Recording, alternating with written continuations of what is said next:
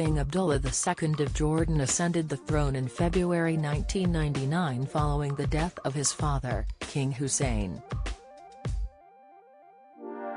Just weeks before Hussein's death, he had named Abdullah as his heir apparent, transferring the responsibility from his brother to his eldest son, who had been expected to spend his life in the military. Following his accession, Abdullah proclaimed his wife Rania as queen. They have since been lauded as a modern king and queen, leading their prosperous, historic Arab kingdom while remaining true citizens of the 21st century.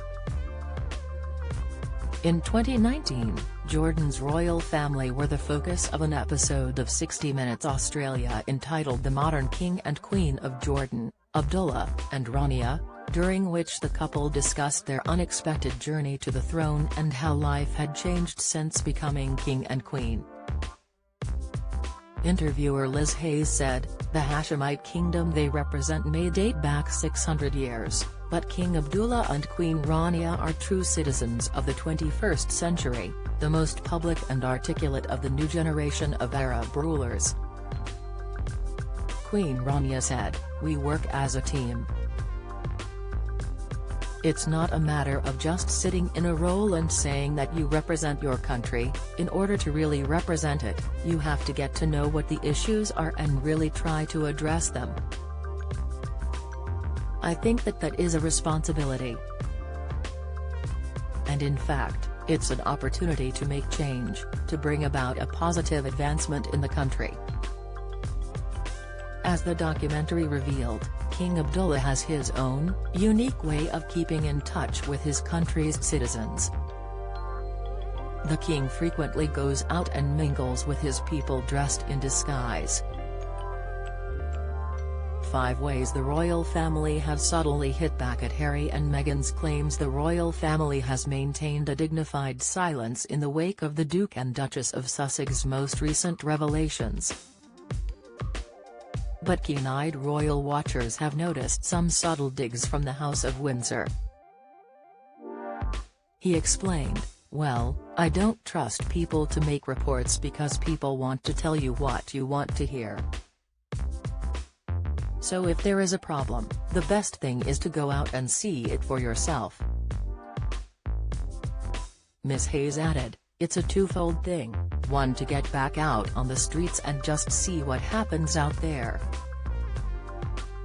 but also to check up on what is happening." Abdullah interjected,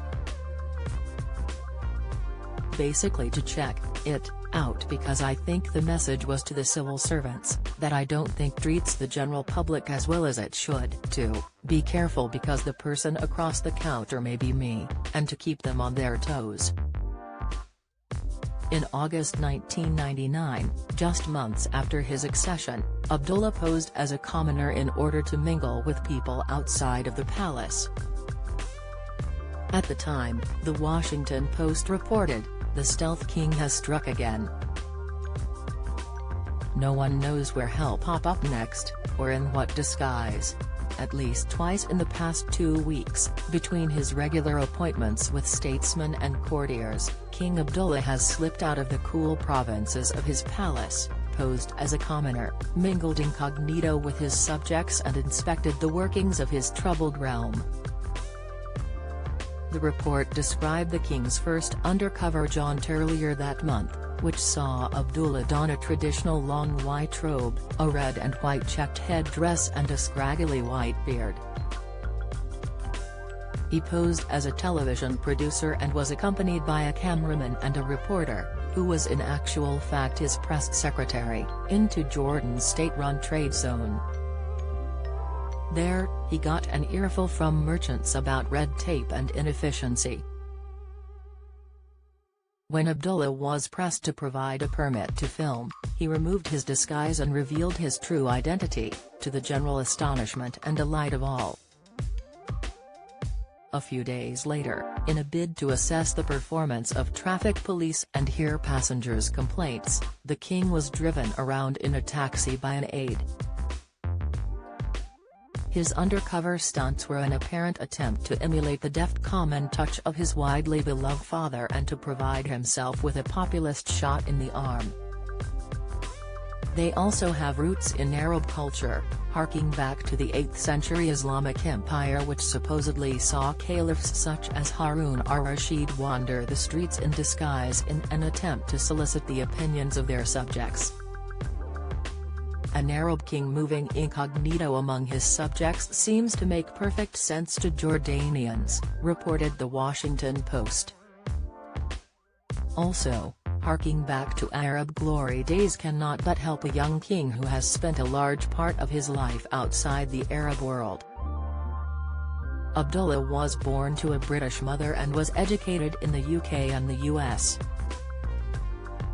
Before unexpectedly succeeding his father, the king was an army general and had a promising military career ahead of him. He did not anticipate ascending the throne, nor was he groomed for it. But, perhaps aided by his clandestine forays, Abdullah seemingly won over the public, with Jordanians giving him rave reviews. Mohammed Dermi, a security guard at the trade zone at the time of the king's surprise visit, told The Washington Post, "He didn't want to just hear things, he wanted to see things for himself." And 20 years later, in 2019, the king was continuing his covert outings. In September of that year, it was reported that Abdullah had visited North Oman's Department of Land and Survey while undercover. The king is understood to have wanted to take a first-hand look at the quality of services provided to the public. During the visit, Abdullah reportedly listened to the concerns of citizens and the department's employees.